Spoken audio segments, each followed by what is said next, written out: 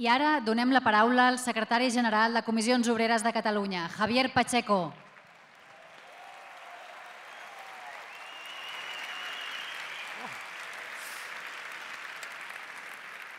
Bon dia, companyes, companys.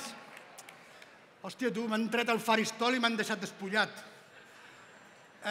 Que vingui el Lalo, per almenys, no? Que em faci companyia. Hòstia, nosaltres som com els Goya, posem els actors a funcionar i a presentar les gales. Un aplaudiment per Lalo, que jo crec que ho està fent molt bé i que s'està amenitzant això.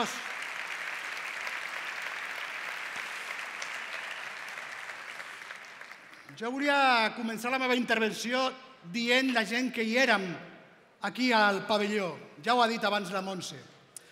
Però jo vull reforçar la capacitat d'interpretar el que significa que avui alhora, siguem més de 2.500 persones que ens apleguem per assolir un compromís.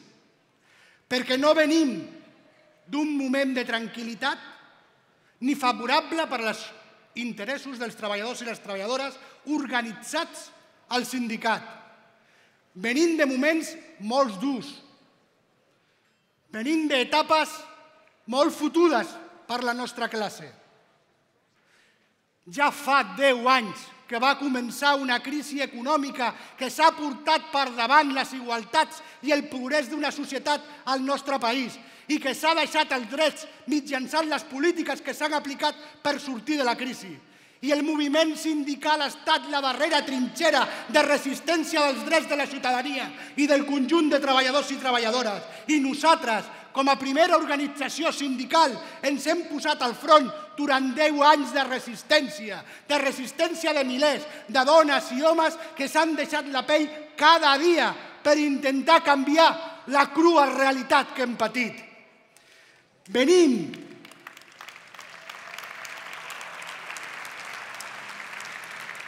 de resistir els atacs a les llibertats sindicals, a la discriminació sindical, a la lluita per acabar amb l'organització dels treballadors i les treballadores.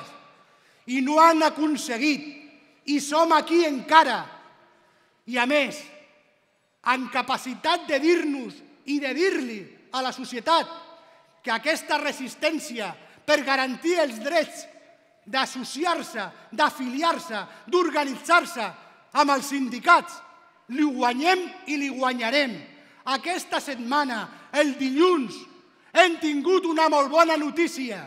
El nostre gabinet jurídic, que no me cansaré de dir-ho, tenim el millor servei jurídic laboral de Catalunya. Ha guanyat una sentència contra la discriminació sindical del nostre company Lara, treballador i delegat de Mataró Bus, que ha guanyat la seva readmissió. Company Lara, puja, sisplau, que te reconeguin. Vine.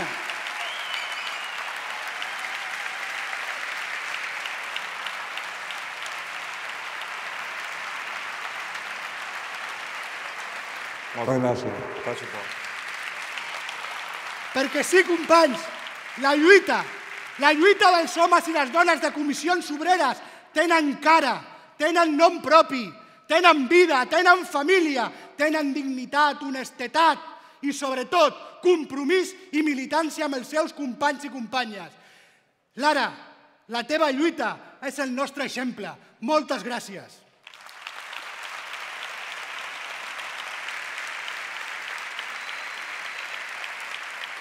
I estem aquí,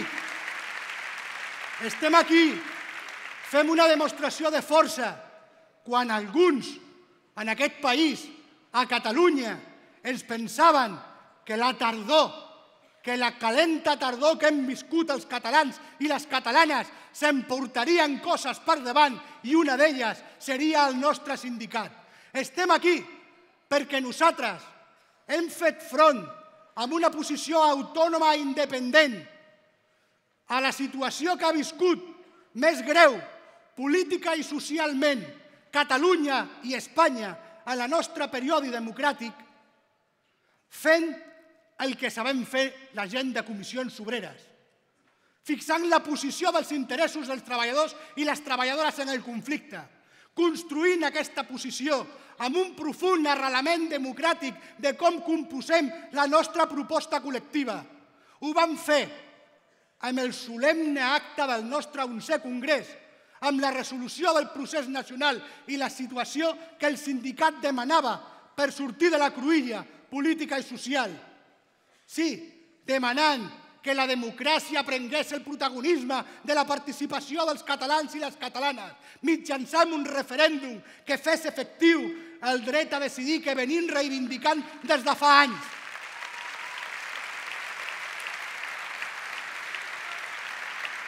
Ho vam seguir fent i defensam amb aquest profund arrel democràtic de participació de la nostra gent, al voltant de les decisions que vàrem prendre en el mig del conflicte nacional a la tardor amb els nostres principals òrgans de direcció al Consell Nacional, però no només.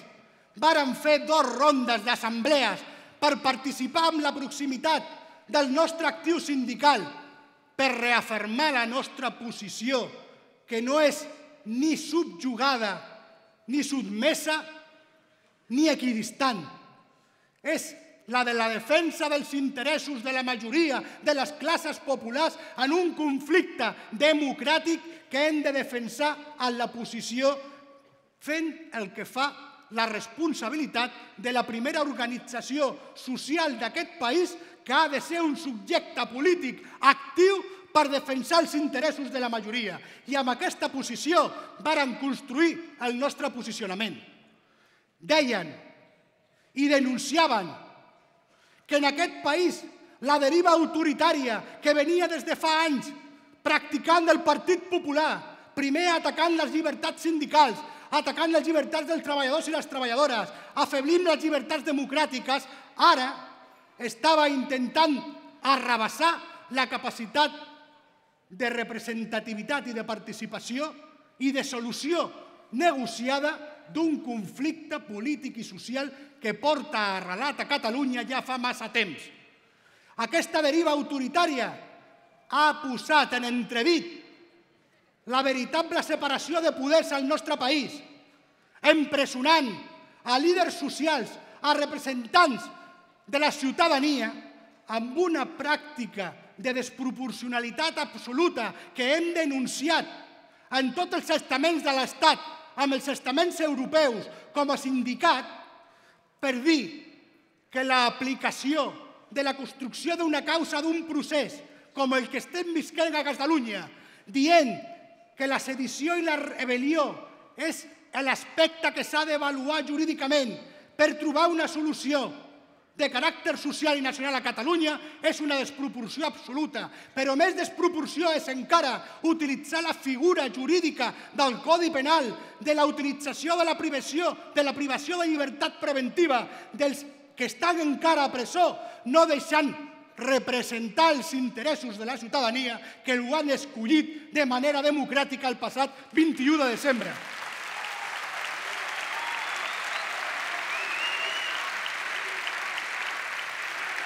Perquè, companys i companyes, la llibertat, la lluita per la llibertat i la democràcia en el nostre país té una garantia en la seva defensa que la representa el moviment obrer, el moviment sindical i les comissions obreres. I no deixarem de fer-ho fins que arribem a la capacitat de justícia per trobar la representativitat real de la nostra ciutadania. Perquè sí, hem estat denunciant aquells que volien transgredir la capacitat de la llibertat d'utilització, d'expressió i de formació de la nostra escola catalana.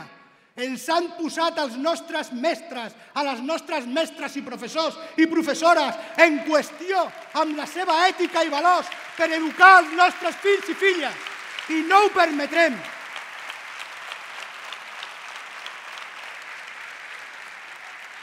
Perquè fixem la posició demanant d'una vegada que recuperem l'activitat i la normalitat parlamentària, perquè és imprescindible per posar l'agenda social, les primeres necessitats de la gent damunt de la taula i a la centralitat del debat.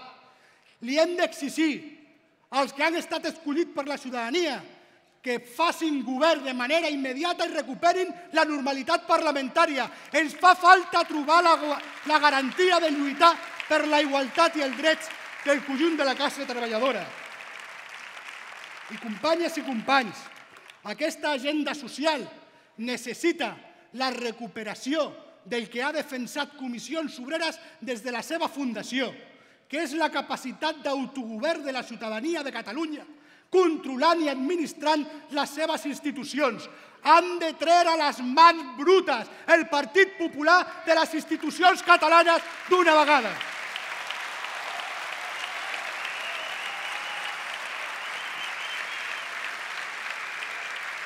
I tenim proposta.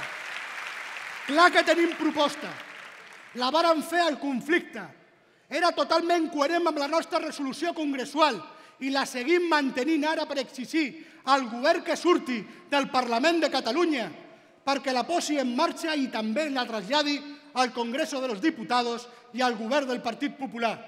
La vàrem construir conjuntament amb les organitzacions confederades d'arreu de l'Estat i la nostra direcció confederal. Una doble taula de negociació que en paral·lel i de manera simultània plantegés el nou marc d'autogovern per a Catalunya en el nostre país mitjançant una reforma de la ponència constitucional i les condicions necessàries per garantir una consulta que faci efectiu el dret a decidir de les catalanes i els catalans. Aquesta és la proposta de Comissions Obreres.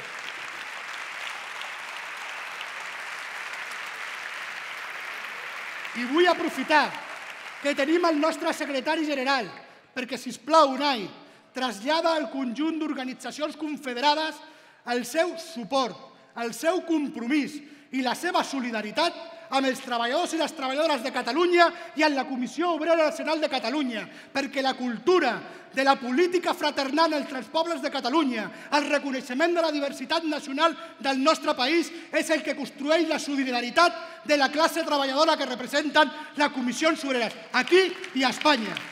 Gràcies.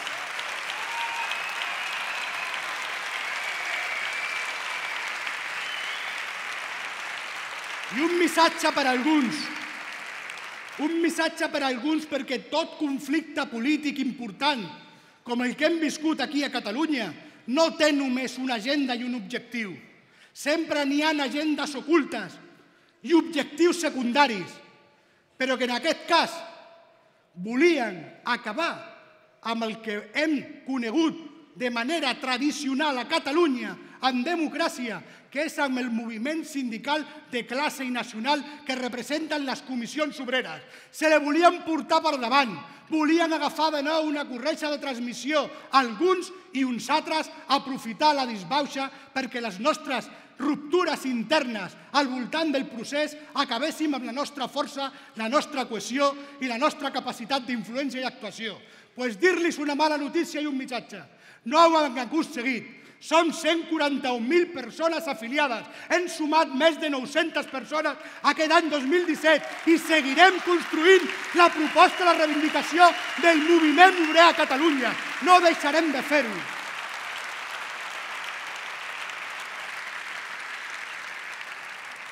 Per això és important donar aquesta demostració de força avui i ara. Però, companys i companyes, no és suficient. No anem guanyant la batalla. No som capaços encara de restablir el marc de les desigualtats i de la precarietat en el món del treball. I per poder fer-ho ens fa falta més gent encara. I per això ara afrontem, a partir de l'estiu, un nou procés de concentració d'eleccions sindicals a les empreses. Aneu i guanyar les eleccions, aneu a afiliar la gent, aneu i sumar gent al projecte, aneu i sumeu gent a Comissions Obreres, guanyem la correlació de forces, perquè sí, no n'hi ha res escrit, no n'hi ha res sancionat. La història la construïm nosaltres cada dia, la construïu vosaltres al vostre centre de treball. Guanyeu les eleccions i afiliar la gent, que guanyarem aquesta batalla.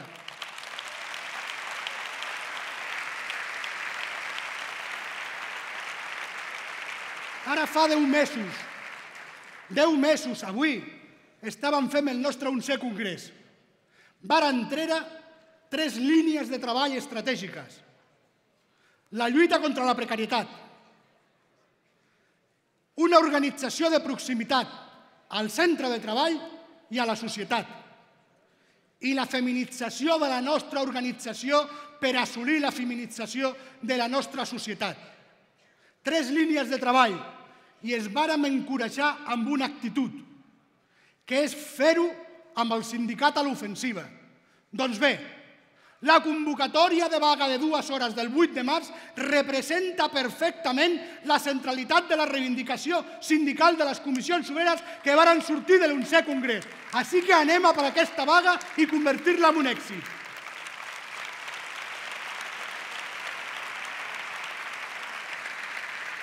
Perquè, companyes i companys, la lluita contra la precarietat comença recuperant el poder adquisitiu de les classes populars, recuperant el salari d'aquells que han patit més la devaluació salarial i recuperant, clar que sí, la igualtat al salari entre homes i dones, trencant amb la bretxa de més d'un 24% que cobren menys les dones. Avui n'hi ha sessió parlamentària al Congreso de los Diputados, sessió de control al govern. Entre d'altres coses, li preguntaven per la bretxa salarial. Segur que Rajoy ha tornat a dir o ha pensat en que això no és el moment o no hem de parlar d'això. Pues sí, hay que hablar de esto. Y nosotros venimos aquí y hablaremos de esto. Y hablaremos de esto hasta el fondo, porque hem de trencar la bretxa salarial. Rajoy, si no t'enteres, t'ho farem saber amb les mobilitzacions al carrer.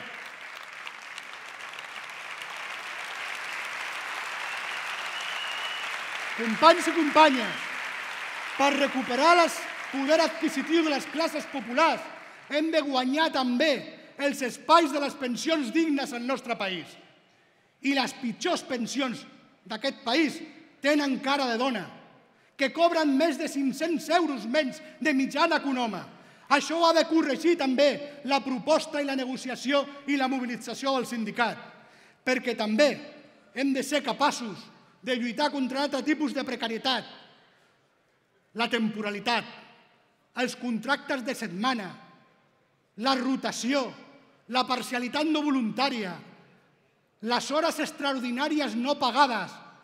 Aquesta precarietat té 1000 cares també, però el perfil majoritari de qui pateix aquestes condicions de treball té cara de dona i, sobretot, cara de dona jove.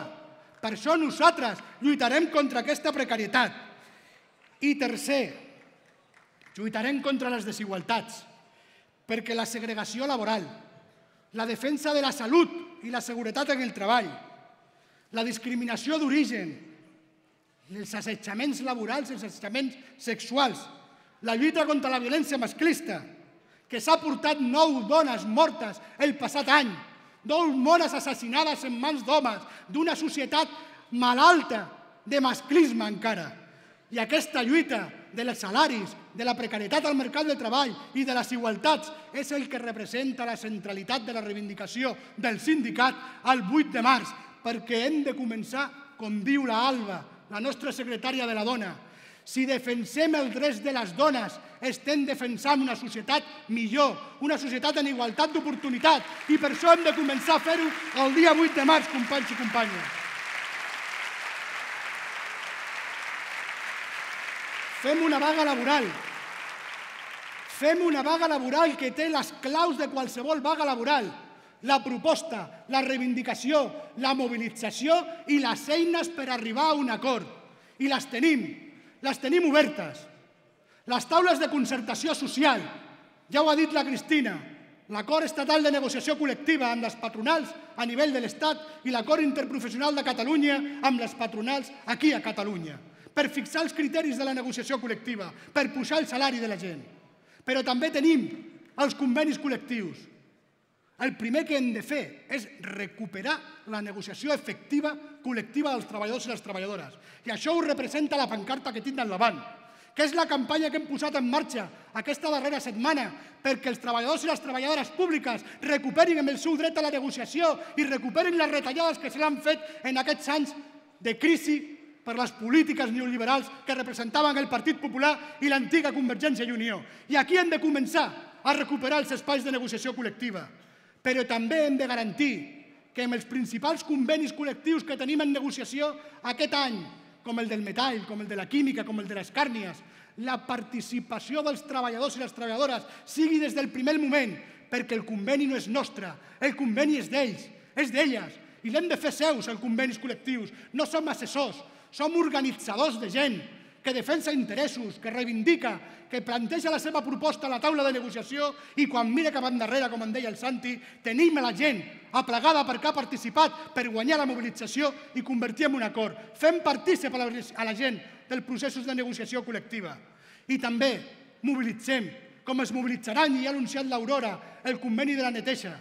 I també intentem arribar als acords, com ho han fet els companys i les companyes de les escoles bressol de Cornellà, que han conquerit la igualtat salarial per a totes les treballadores d'aquest sector a la ciutat.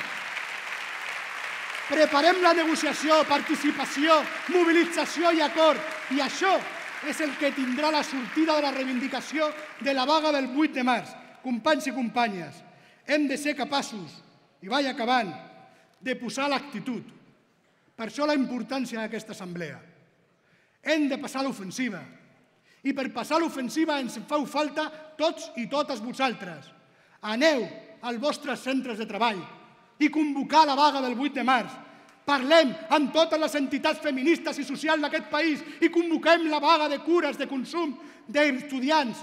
Anem i demanem suports als ajuntaments i a les institucions per fer una vaga de país. Anem i aturem les empreses el dia 8 de març, complim els carrers aquelles tardes i lluitem per els drets i la igualtat i per les lluites del moviment obrer i del sindicat. Viva el 8 de març, viva les comissions obreres i viva la classe treballadora!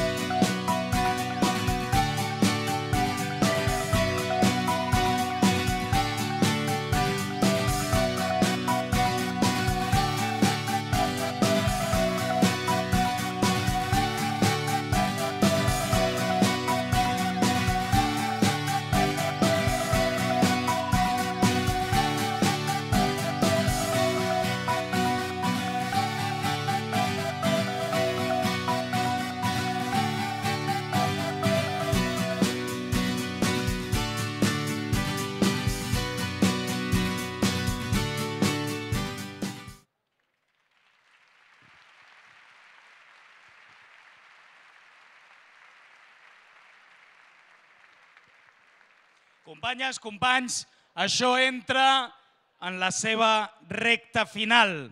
Y no lo digo para que lo que os levantáis y os vais para allá no vayáis. sino con un ejemplo claro y conciso. Teniu tots una cartolina, oi?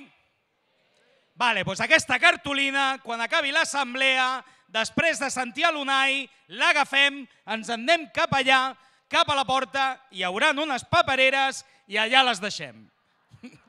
Segona cosa, agafem la cartolina, però no sin los que estáis aquí abajo, que se note que somos gente de izquierdas, recoger las sillas en grupitos de 8. ¿Vale? Pues venga, eso hay que hacerlo, ¿eh? Un aplauso para la peña que va a recoger sus cositas. Escolteu, 12 anys de la pràctica impossibilitat per fer negociació col·lectiva. Quina empresa pot, o quin col·lectiu, o quins treballadors i treballadores poden suportar això? Pensareu que això passa a empreses petites que no tenen dret a representació sindical, a empreses precàries de la nueva economía, en los Deliverús. Pues mira, permeteu-me que us presenti a la Isabel Caire. Ella és educadora social d'un centre d'atenció a la infància i és delegada a l'OLS, de la secció sindical, del Departament de Treball, Afers Socials i Família de la Generalitat de Catalunya. 12 anys sense negociació col·lectiva, Isabel? Bé, 12 anys des que es va firmar el conveni de personal laboral a la Generalitat i l'acord de funcionaris. Els primers anys després de signar, naturalment, sí que vas desenvolupant a cada departament, a cada col·lectiu, docents, sanitaris, presons, forestals, el personal laboral, vas desenvolupant departamentalment aquell marc que t'ha donat el conveni i l'acord. Però sí que és veritat que a mesura que han anat passant el temps i quan ja tocava plantejar nous reptes, noves reivindicacions, va venir la crisi, sí, diguem-ne així, perquè en el fons ha servit per retallar-nos no només els sous, sinó drets, dret a la negociació col·lectiva, ha servit per intentar embrutar la imatge de l'empleat públic, amb una batalla mediàtica que som uns privilegiats, quan tenir un treball no és un privilegi, és un dret, i a més fent creure que teníem treball per tota la vida, cosa que tampoc és cert. Llavors ens hem trobat que se'ns ha governat o se'ns han regit les nostres condicions de treball a base de decrets llei, el que seria una dictadura pura i dura d'anar mirant els decrets que sortien cada setmana. Ara ens trobem que diuen que hem sortit de la crisi, doncs si hem sortit de la crisi tenim dret a tornar a recuperar la negociació col·lectiva, a recuperar el poder adquisitiu i, a més, no només recuperar, sinó anar més endavant, perquè han sortit noves necessitats, situacions molt greus en aquests moments, com poden ser les sobrecàrregues de treball, les agressions fins i tot a empleats públics, i per això Comissions Obreres hem denunciat, deixem de prorrogar els acords, hem denunciat el conveni de personal laboral i l'acord de funcionaris. Volem tornar a posar en el centre del debat les condicions de treball, les retribucions, els drets i la llàstima ha sigut que els companys amics de viatge dels altres sindicats s'han alineat amb funció pública i han boicotejat la constitució de les meses. És inaudit com altres sindicats poden negar-se a entomar altra vegada la negociació col·lectiva, tant en nivells molt concrets de col·lectius com en el marc general. Però és igual, comissions són pesats i portarem les reivindicacions allà on faci falta i en els nivells que puguem. Vine una mica cap aquí, Isabel, sisplau. És la primera que no em vols treure el micro, és la primera que quan et poso el micro tires enrere. Escolta'm, Montoro ens diu que en 3 anys ens pujaran el salari als funcionaris, al personal laboral, a la gent de l'administració pública, un 8%. Estamos locos de contentos! ¿Estamos locos de contentos o no? Montoro té raó? És una vergonya. A veure, pot sonar molt gros, un 8. El que diu la premsa tampoc és del tot cert, és un 8 la proposta que fan en 3 anys. Però, a veure, hem de tenir en compte que nosaltres venim d'una retallada del 5% del 2010, la retirada de les pagues, de congelacions, i el poder adquisitiu està al voltant d'una pèrdua de quasi un 20% de poder adquisitiu. Per tant, anar a una proposta de 8% en 3 anys, que a més no és certa perquè té una part variable, que va subjecte a que el PIB, el dèficit, vaya bien, vull dir que si sale el sol o llueve, no en tenim ni per començar. Nosaltres hem patit les retallades dels governs espanyols i les retallades dels governs catalans, i per tant amb això no n'hi ha ni per començar. O sigui, retallades per doble partida. Escolta'm, acabem fent una reflexió. Fer sindicalisme a l'administració pública no és fàcil, ho puc dir en primera persona perquè treballo a un ajuntament, el de Martorelles. Escolta'm, per què no és fàcil? Quin és el panorama sindical? Sindicats de professió, sindicats de dretes, sindicats que no responen a l'interès dels treballadors. En què us trobeu els treballadors de la Generalitat i em demanen que sigui ràpida aquesta contestació? Per un cantó ens trobem una certa passivitat, perquè aquest mantra que dèiem de tenim la sort de tenir un treball, l'empleat públic també l'ha anat interioritzant en molts sectors. La resta de sindicats tenim corporatius que es conformen amb 4 molles per la seva gent concreta i d'altres més generalistes que si reben la trucada que han de rebre del partit o del govern que toca ens deixen sols. Jo crec que en tot cas això no ens ha de frenar. Sí que és veritat que la nostra gent difícilment abandona el lloc de treball o vaga, tenim molts col·lectius amb serveis mínims molt alts perquè atenem directament la ciutadania, vellesa, infants, població reclusa. És molt difícil a vegades dir faig vaga, ens costa molt la mobilització, però dir que això no ens ha de frenar. Jo crec que a més hem de ser conscients que som empleats públics i som de comissions i això és un doble orgull, perquè nosaltres som els primers interessats en que el servei públic sigui de qualitat i no hem baixat el ritme i per això hi ha la sobrecàrrega per atendre la gent. Però som orgullosos de ser empleats públics perquè ningú ens ha regalat el lloc de treball.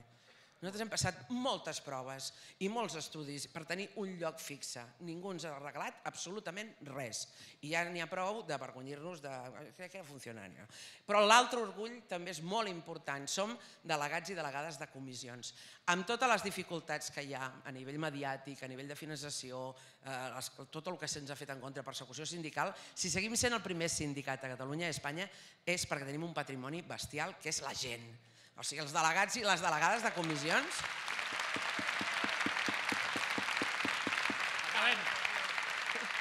Els delegats i delegades de comissions estan fets d'una altra pasta i, per tant, som els que hem de prendre la iniciativa perquè ningú més ho farà. És el nostre motiu de ser. Gràcies, Isabel. Gràcies per ser de Comissions Obreres. Digues que sí. I escolta'm, acabem amb el Jaume. Ell és secretari general, Jaume Oliver, què tal? Com estàs? Ell és secretari general d'Allianz Healthcare, després ho diràs tu millor que jo, de Catalunya, de la secció sindical i president del Comitè d'Empresa Europeu. Perquè m'enteneu, està el Comitè Europeu que afecta a 30.000 empleades i empleats. A l'estat espanyol hi treballen 1.200 persones. A tot el món, unes 400.000 persones. Doncs bé, ha organitzat una vaga que d'aquestes 400.000 persones afecta el Contact Center, que és un col·lectiu de 60 persones. A sobre, aquestes 60 persones estan repartides entre Polinyà i Fuenlabrada. Jaume, la causa que engegueu una quimera, un marasme, amb aquest marasme d'empresa, amb 60 només persones afectades, es pot posar en jaque a la direcció d'una empresa així? Bueno, en primer lloc, el nom de l'empresa l'has dit bastant correctament. Gràcies, Jaume. Llavors, a veure, la teva pregunta, si es pot posar en jaque a una empresa així, bueno, potser no en jaque, però sí se'ls pot tocar bastant les pilotes, o els nassos, perdó. De fet, creiem que ho estem fent. Un col·lectiu de 60 persones en un àmbit d'una empresa tan gran és molt petit, però és capaç i ha sigut capaç de paralitzar una funció, un procés productiu important dintre de la companyia, com és l'atenció al client.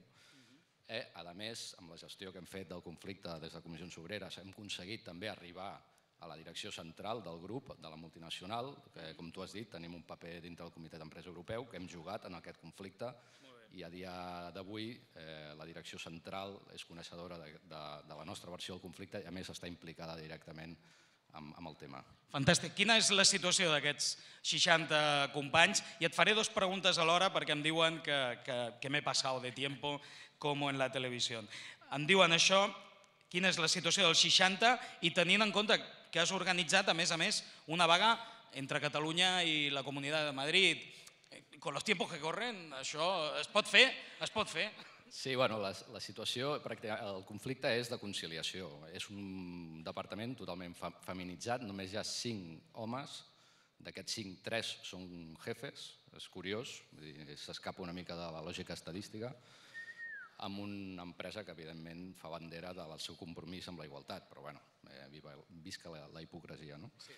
El tema de la coordinació amb els companys de Fuenlabrada, bé, logísticament ha sigut una mica difícil perquè no tenim constituït un comitè intercentres, per tant hem tingut que fer servir els mètodes telemàtics, WhatsApp, grup Facebook, i a més mètodes més tradicionals com la trucada telefònica de tota la vida, que també és molt efectiva, i el més important per coordinar-nos ha sigut que parlem el mateix llenguatge, vull dir, el llenguatge de la lluita, de la consciència de classe. Per tant, vull dir, això, la gent de comissions ho tenim a les 2 bandes de l'Ebre, vull dir, no ha sigut un problema. Gràcies, Jaume.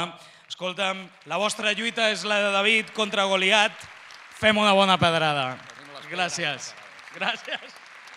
Companys i companyes, m'acomiado d'aquesta assemblea fent-vos palès que la lluita organitzada és la que, tard o d'hora, assoleix els èxits per la classe treballadora, perquè vosaltres signifiqueu aquest èxit. Salut, força, lluita i que visquen les comissions obreres!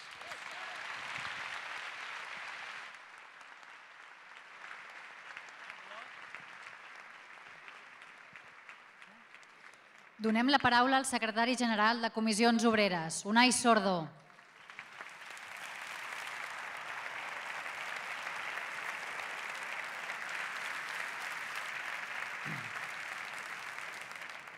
Bon dia a totes i a tots. Una salutació en nom de l'executiva confederal. És un plaer estar aquí avui en aquesta espectacular assemblea a la qual demostrem la força de les comissions obreres i del principal valor de la nostra organització, la militància del nostre actiu sindical, els i les representantes de centenars de milers de treballadores a Catalunya i la referència de comissions obreres en milers de centres de treball. Aquest és el gran valor d'un sindicat i és el que fa que avui la nostra organització sea la primera organización social a Catalunya i a Espanya, que les comissions obreres hagin tancat l'any 2017 pujant en afiliació en el conjunt de l'Estat i a Catalunya.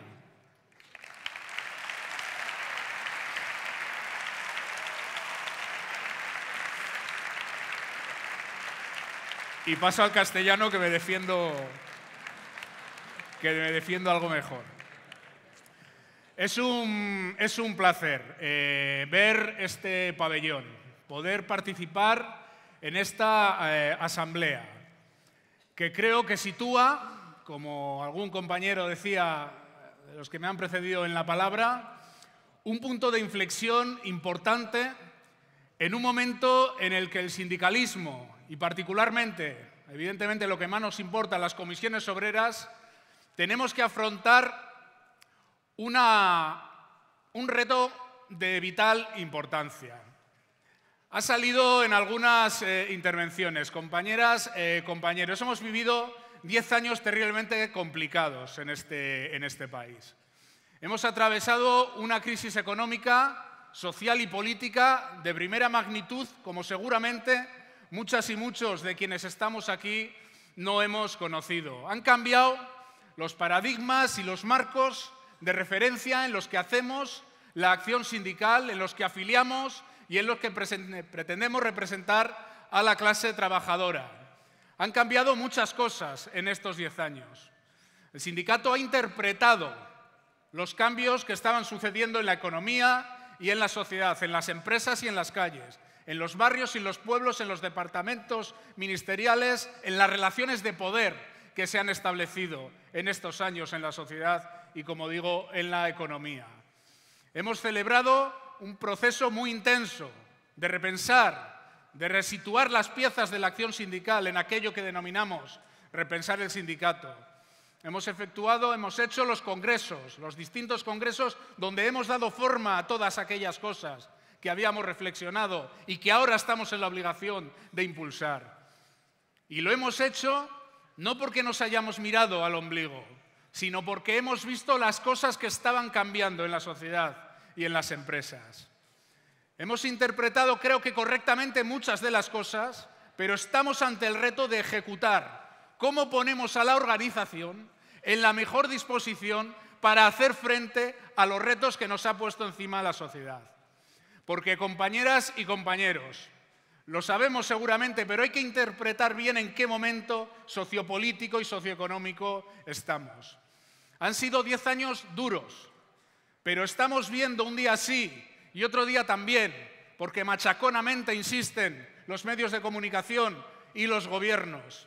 Hemos salido en términos macroeconómicos de la crisis económica.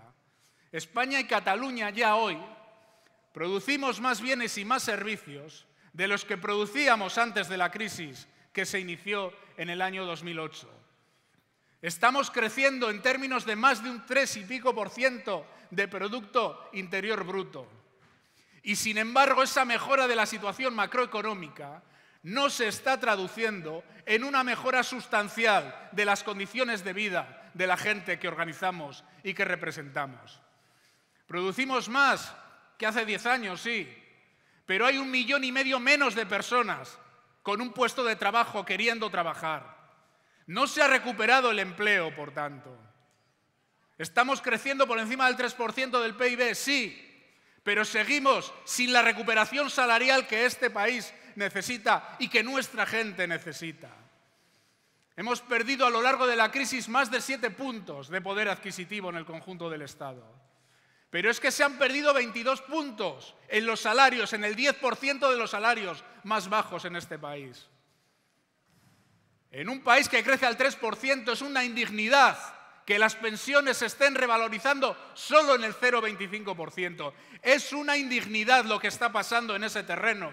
Y el sindicato lo va a denunciar, y lo va a denunciar en las calles de forma permanente.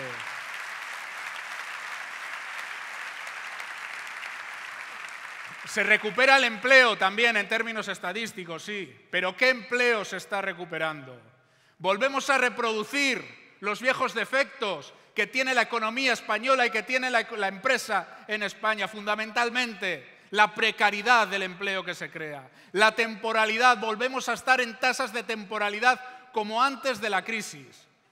Si la construcción hubiera recuperado el empleo que tenía antes de la crisis, volvíamos a estar en una cifra escandalosa, y es que 1 de cada 3 trabajadores y trabajadoras con un puesto de trabajo tienen un contrato temporal.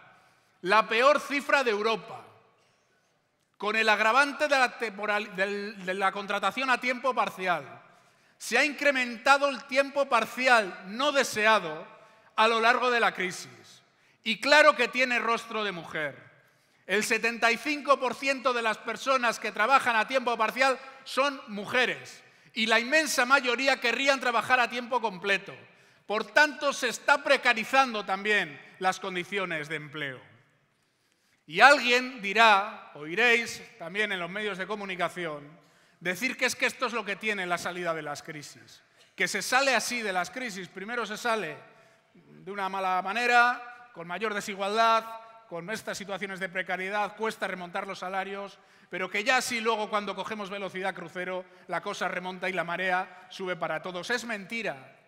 Es mentira, porque lo que está pasando, lo que nos está pasando, no es producto de ningún accidente de la naturaleza. No tiene nada que ver con el clima. Tiene que ver con medidas que se han tomado, con reformas que se han adoptado para tratar de que la desigualdad sea la gasolina del motor del coche que saque de la crisis estadísticamente hablando. Hay una apuesta por la desigualdad en todas las reformas que se han hecho al calor de la crisis.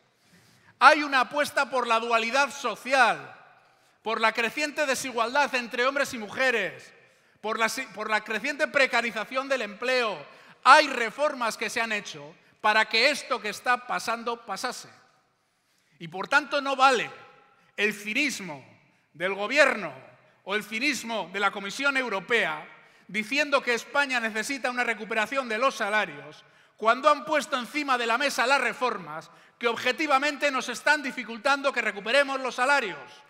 Son ellos los responsables y ellas de que estemos en esta situación.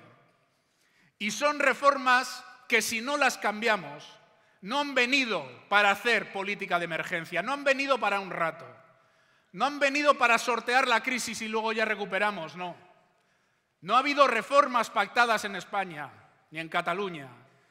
No ha habido reformas en las que se les haya dicho a los agentes sociales, oigan, tenemos un problema muy gordo, hay que salir de la crisis de la mejor manera posible, vamos a pactar el cómo y luego ya recuperaremos las condiciones. No, se ha hecho por la vía de la unilateralidad y se han hecho por la vía del concepto autoritario en el ejercicio del poder, sin dialogar con nadie, mediante los decretos, mediante la política de hechos consumados. Y se han hecho reformas para modificar la fisonomía social de este país. Se han hecho reformas para debilitar la capacidad de intervención del movimiento sindical. Y la reforma laboral es el ejemplo más vivo de qué es lo que se ha pretendido hacer, compañeras y compañeros. Tenemos que resituar las pautas de acción del sindicato en función del ecosistema en el que nos han obligado a movernos. Aunque queremos cambiar ese ecosistema, tenemos que interpretar bien lo que han querido hacer para saber cómo organizarnos mejor frente a lo que han querido hacer. Se decía en alguna intervención la prevalencia del convenio de empresa, que un convenio de empresa pueda rebajar los salarios de un convenio sectorial, aunque no haya causa económica en la empresa. Es, aparte de una ineficacia económica, abrir la puerta a que los empresarios o una parte de los empresarios de este país se conviertan en auténticos piratas. En auténticos piratas que solo aspiran a rentabilizar las empresas mediante el deterioro de los salarios. Y no se puede permitir que servicios tan importantes como, por ejemplo, la seguridad en un aeropuerto como el Prat, en un país que está en una alerta de terrorismo como estaba, en servicios tan esenciales como esos, se estén cubriendo pagando salarios de miseria de 800 o de 900 euros. No se puede permitir. Les han dado un poder casi unilateral.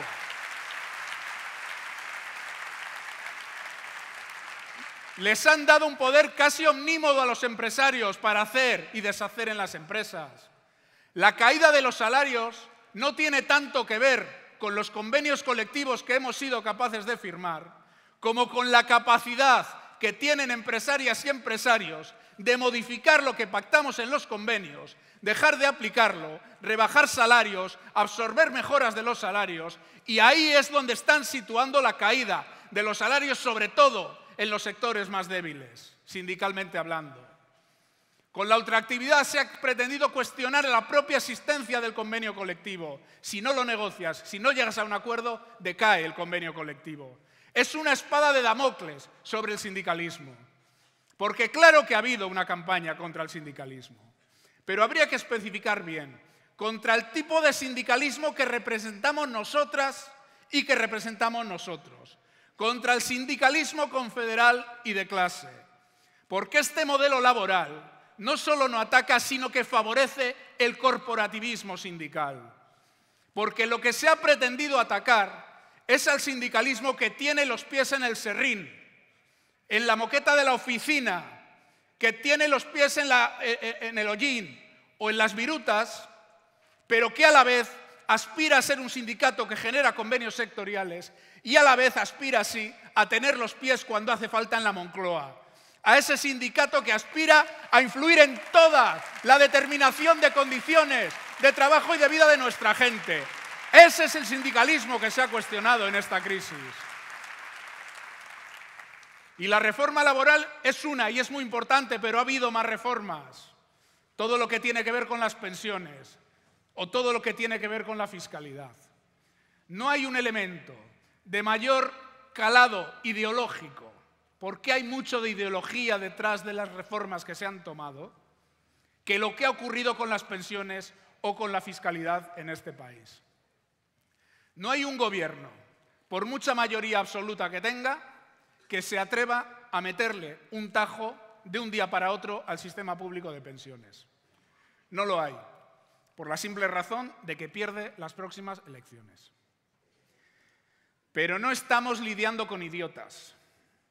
Estamos lidiando con gente que sabe perfectamente lo que hace y que ha introducido una serie de reformas en materia de pensiones que no hoy, que no mañana, que no el año que viene, va a tener un efecto letal sobre la calidad de las pensiones.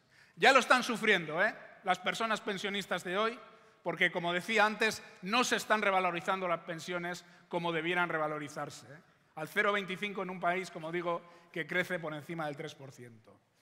Pero las medidas pensadas en el largo y en el muy largo plazo, a través de la reforma del año 2013, del índice de revalorización y del factor de sostenibilidad, van a provocar una caída brutal de las pensiones en las próximas 3 décadas.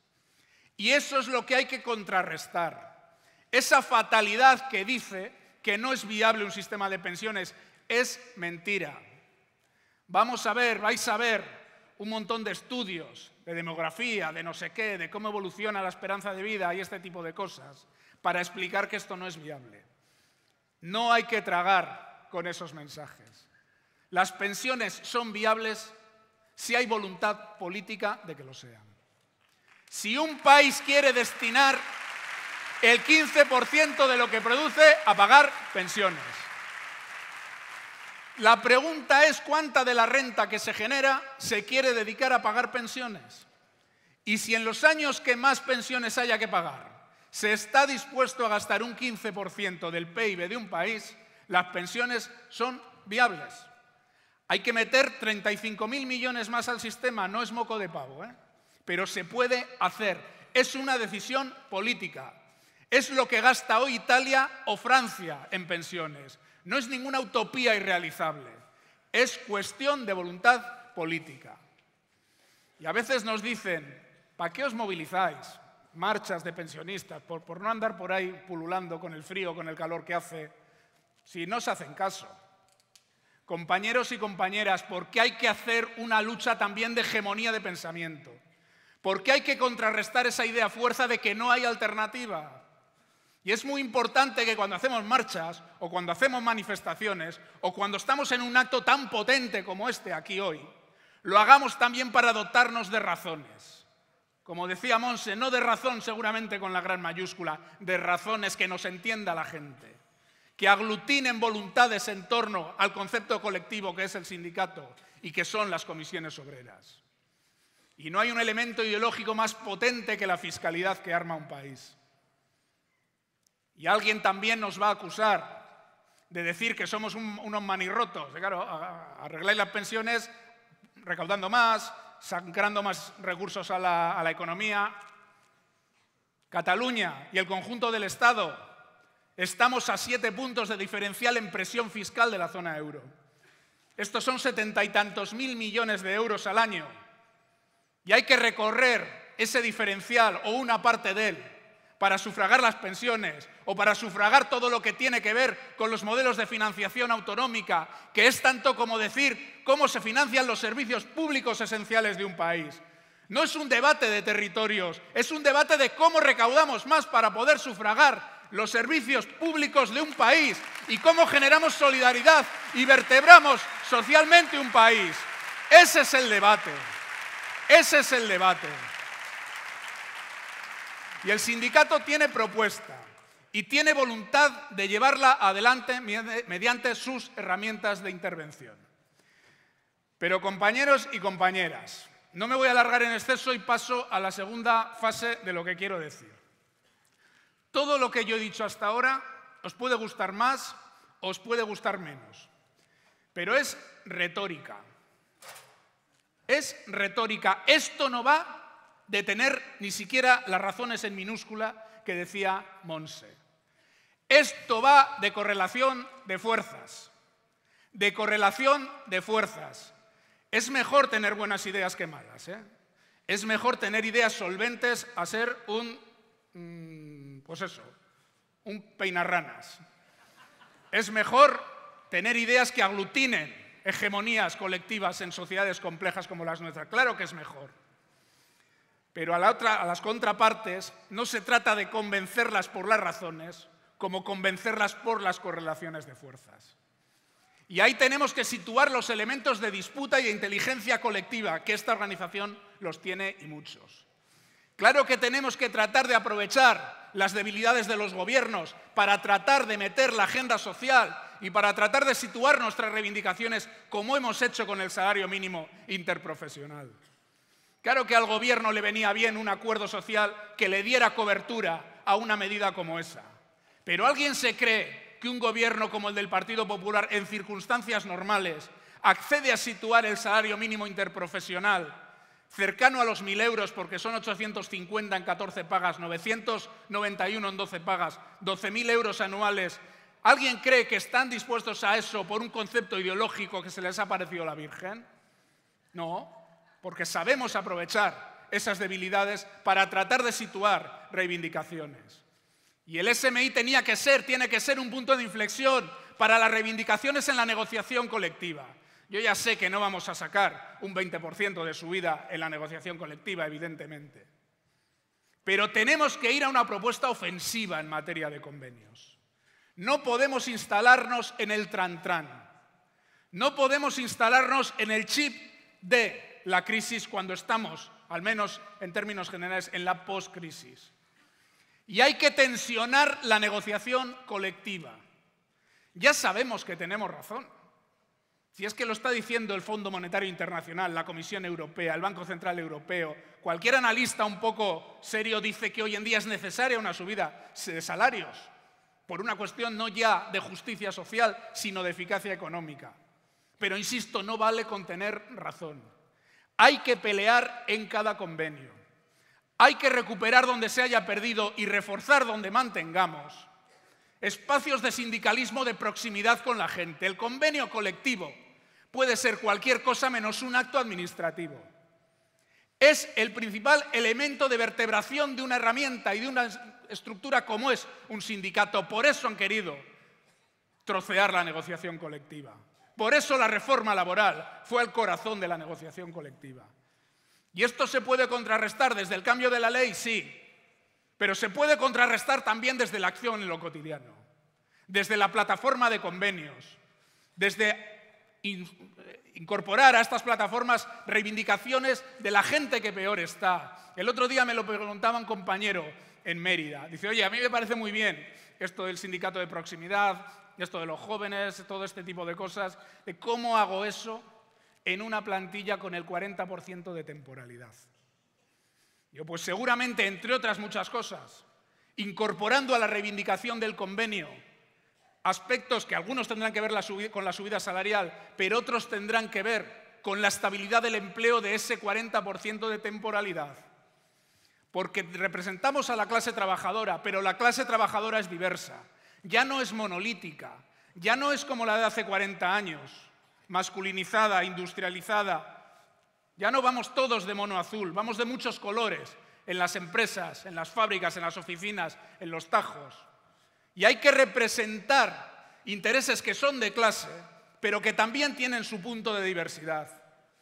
Porque en esa empresa que comentaba el compañero de Mérida, seguramente habrá alguna parte de esa plantilla que a lo mejor está mayoritariamente afiliada a los sindicatos, que toda su prioridad sea la subida salarial, y es humano. Pero habrá otra parte de esa plantilla, de ese 40% de temporales, que a lo mejor su prioridad es que haya un proceso de conversión en contratación indefinida. Y el sindicato tiene que deliberar y situar las reivindicaciones de una forma equilibrada para que el que no está en el sindicato, el que todavía no entiende la utilidad del sindicato o la entiende solo como un servicio cuando le despiden, entienda que esto, como decía Javi, no va solo de asesorar, sino que va fundamentalmente de organizar a la gente. Y eso es la correlación de fuerzas en torno a la negociación colectiva. Y eso es donde tenemos que poner todo el foco ahora mismo. Es lo que nos va a dar y nos va a quitar. Es lo que vamos a poner encima de la mesa para que la patronal entienda que no va a ser el Banco Central Europeo el que le lleve a subir los salarios, sino que van a ser las comisiones obreras. Ese es el gran reto. Y tenemos que interpretar bien cómo nos dirigimos a la gente. La gente está esperando el llamado sindicalismo de proximidad. En cualquier encuesta de las que hagamos, las respuestas son tan simples como contundentes. ¿Qué demandas al sindicato? ¿De brillantez exquisita en las exposiciones? No, que esté cerca. Que cuando tengo un problema sepa a dónde y a quién tengo que recurrir. Que cuando tengo un problema en la empresa, el sindicato esté ahí cerca, con cualidad, sabiendo lo que hace, sabiendo lo que dice, con honestidad y con proximidad. Y esto nos exige situar los recursos donde los tenemos que situar, cerca de la gente. Se ponía aquí un ejemplo que yo le he puesto en un montón de asambleas, no voy a decir como estas, porque en general no han sido tan numerosas, pero en toda esta red, este recorrido de asambleas que desde verano ahora venimos realizando, que son ya, pues ni me acuerdo, pues igual 60. Ponía yo muchas veces el ejemplo de los aeropuertos, porque creo que es la imagen más clara de cómo ha cambiado el mundo de la empresa y cómo ha cambiado la clase que pretendemos organizar. El Prat es muy grande, el aeropuerto de mi pueblo, en Sondica. Hace 30 años era un aeropuerto pequeño, feo y que básicamente se dedicaba a que bajaban avioncitos y se marchaban avioncitos. Y si el sindicato era fuerte en la empresa que gestionaba el aeropuerto y en 2 o 3 empresas de aviación, el sindicato manejaba negociación colectiva para el 80% de las personas que allí estaban y resolvía los problemas del 80% de las personas que allí estaban. No era fácil la acción sindical, pero era simple. Hoy te vas al aeropuerto, que está a 15 kilómetros y ya no es de Sondica, es de Loyo, y aquello es una microciudad, donde sigue habiendo una empresa que gestiona aquello, AENA, ya no hay 2 o 3 de aviación, hay un montón, y allí hay una microciudad de servicios que se mueven en la jardinería, en la seguridad, en la información, en que te llevan las maletitas, en la hostelería, en el comercio. Ahí hay un hábitat laboral radicalmente distinto. Y si el sindicato hace un convenio en las 3 empresas principales, pues está muy bien que lo haga, evidentemente. Si el sindicato afilia en esas 3 empresas principales al 80% de la plantilla, está muy bien que lo haga, evidentemente. Pero ya no está representando el 80% del conjunto, porque hay una red tupida de empresas externas, contratas y subcontratas, a las que el sindicato se tiene que dirigir de forma distinta. Y si un trabajador o una trabajadora de esas pequeñas empresas se dirige al sindicato, como se dirija a la parte débil de su empresa, donde a lo mejor ni tenemos organización y tenemos que gestionar un conflicto, estamos muertos.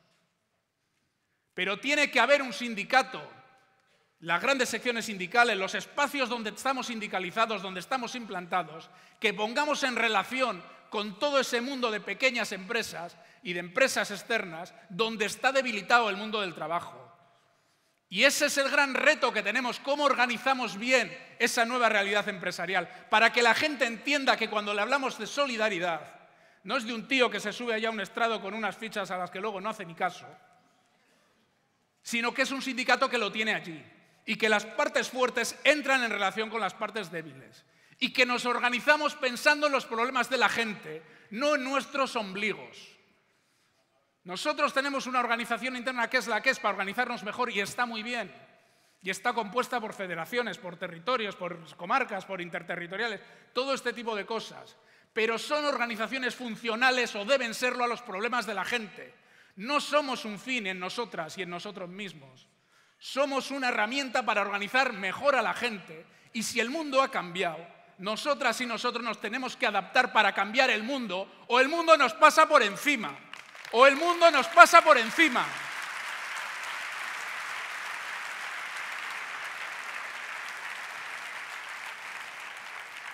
Y alguien podrá decir, pues vaya discurso más interiorista, más de que, no, parece que qué poco político. Es absolutamente sociopolítico. Porque solo desde esa mejora de cómo actuamos, solo desde ese salto adelante que tenemos que dar en representar allí donde no representamos y de afiliar allí donde todavía tenemos problemas de afiliar, vamos a poder dar la verdadera dimensión de lo que somos, hemos sido y no vamos a dejar de ser como sindicato sociopolítico. Claro que aspiramos a influir en la sociedad. Somos el gran elemento de vertebración en sociedades complejas y lo habéis visto en Cataluña, pero también en otras partes del Estado. Somos el gran elemento de vertebración de gente que seguramente no piensa igual, que seguramente no tiene intereses estrictamente iguales o no los percibe como intereses estrictamente iguales, pero que se referencia en el sindicato. Y desde esa fortaleza, claro que tenemos una propuesta sociopolítica de país y de modelo de construcción social. Por eso cuando defendemos los servicios públicos, no solo defendemos las condiciones de las empleadas y los empleados públicos, que también, por supuesto, es legítimo y es lo que nos da la posibilidad de fortalecernos también en esos espacios. Pero es que estamos defendiendo un modelo de sociedad, porque los servicios públicos son un elemento central en la vertebración de las sociedades. Las sociedades en estos tiempos tan complicados, no solo en Cataluña o en España, sino en el conjunto de Europa, en gran parte se están diluyendo porque la desigualdad disuelve las democracias.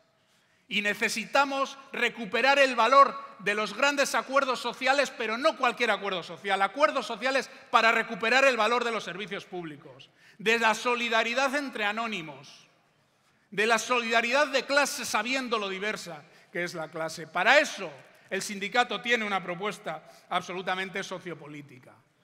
Y lo decía Javi, y con esto voy terminando. Pocas reivindicaciones, pocos ámbitos de actuación sintetizan mejor todo esto, desde lo general hasta lo más concreto, que todo lo que tiene que ver con la desigualdad de género, con las brechas salariales, con las desigualdades salariales. Y por tanto con el 8 de marzo y con la convocatoria de huelga que hemos hecho el 8 de marzo, yo creo que algún medio todavía no se ha enterado. Hemos convocado una huelga general de 2 horas por turno. Es una convocatoria que tiene que ver con el 8 de marzo, que tiene que ver con lo que está pasando en la sociedad, faltaría más, pero que tiene mucho que ver con la eterna disputa capital-trabajo que se da en las empresas, que se da en las relaciones económicas y que tiene en las mujeres uno de sus principales víctimas. Hay quien discute que haya brecha salarial en este país. Hay quien lo discute. ¿Cómo? Los convenios recogen los mismos salarios para todos. Es que las desigualdades y las discriminaciones de género son mucho más escondidas de lo que podían ser hace un tiempo. Claro que en general, estando en el mismo puesto, en la misma situación, con la misma responsabilidad y en la misma empresa, en general, salvo casos muy extremos, no hay una desigualdad salarial. Es que esto es mucho más complicado. Es que las mujeres trabajen en sectores que se llaman feminizados y que tienen peores salarios no es ninguna casualidad. Es que en la orientación laboral o en la orientación en los periodos formativos que haya profesiones todavía masculinizadas y profesiones feminizadas no es ninguna casualidad, tiene que ver con un concepto cultural, heteropatriarcal que todavía existe en nuestras sociedades, claro que sí.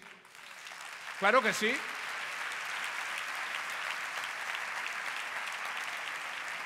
Es que haya categorías o grupos profesionales fundamentalmente ocupadas por mujeres y categorías y grupos profesionales ocupadas fundamentalmente por hombres y, oh casualidad, casi siempre cobran mismo, algunas categorías cobran menos, perdón, algunas de estas categorías o grupos profesionales, no es ninguna casualidad, hemos ganado sentencias en las que se ha dicho son categorías distintas, pero no hay motivos objetivos para que sean categorías distintas. Es una discriminación encubierta, claro que sí.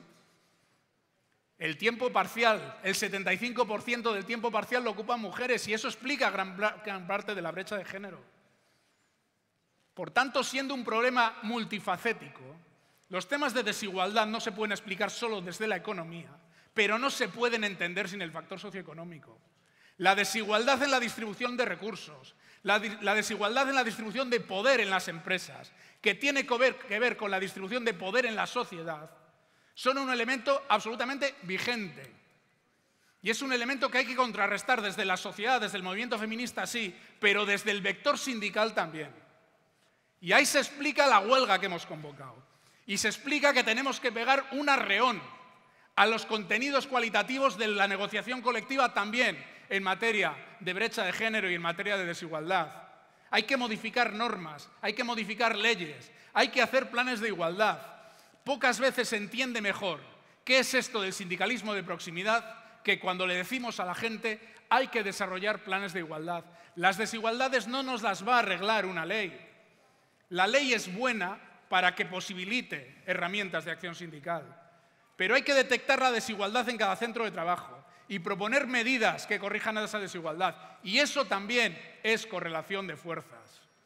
Compañeras y compañeros, tenemos un esquema en el que hacer la acción sindical distinto al que teníamos hace apenas una década.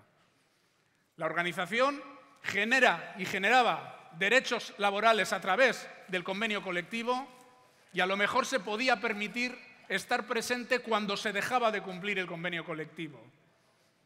Esa organización más a demanda de los problemas de la gente hoy en día tiene que pasar a ser una organización mucho más de oferta, de estar provocando para que la gente descubra que tiene problemas. Porque lo decía el clásico, si no te mueves no se notan las cadenas, ¿eh? Si no estás en la proximidad, no se notan muchos efectos de la precariedad laboral, ¿eh? Un agente tóxico que me mata dentro de 30 años, si no hay alguien que lo denuncia, es invisible hasta que ya es demasiado tarde. Necesitamos un sindicato proactivo, a la ofensiva. Un sindicato pegando los pies al centro de trabajo, organizando los recursos para estar en el centro de trabajo. No un sindicato multicorporativo, un sindicato de proyección de clase, de intereses compartidos desde realidades diversas. Ese es el gran trabajo que tienen que hacer en este momento las comisiones obreras, que tienen que impulsar. Y desde ese trabajo, desde ese impulso, que hay que medirlo en términos de eficacia, en términos de generación de derechos para toda la gente, en términos de afiliación, sí, también de afiliación, hay que perder la vergüenza de decirle a la gente que tiene que estar afiliada al sindicato. Y no es por una cuestión corporativa que sería legítima, es por una cuestión también de correlación de fuerzas. Porque el empresario, si no va a modificar las condiciones, va a deteriorar el empleo. Y no se negocia igual que con tropa que sin tropa. Esto es más viejo que el catarro, pero lo tiene que entender la clase. Y a eso tenemos que dedicarnos. Y desde ahí, a recomponer derechos generales, a recomponer la normativa que nos ha pretendido llevar por delante, a recomponer la cabeza en una sociedad. La gente está enchufada, como aquí en otros territorios está habiendo una participación enorme en las asambleas. La gente está enchufada porque la gente ha recuperado, ha rebotado el efecto de la crisis, la dignidad del trabajo, hay que ponerla encima de la mesa. Y somos la mejor herramienta. Somos sindicato mayoritario en Cataluña, somos sindicato mayoritario en España, hemos mejorado en afiliación en España, hemos mejorado en afiliación en Cataluña en años todavía muy complicados. Ánimo, compañeros y compañeras, ¡vivan las comisiones obreras!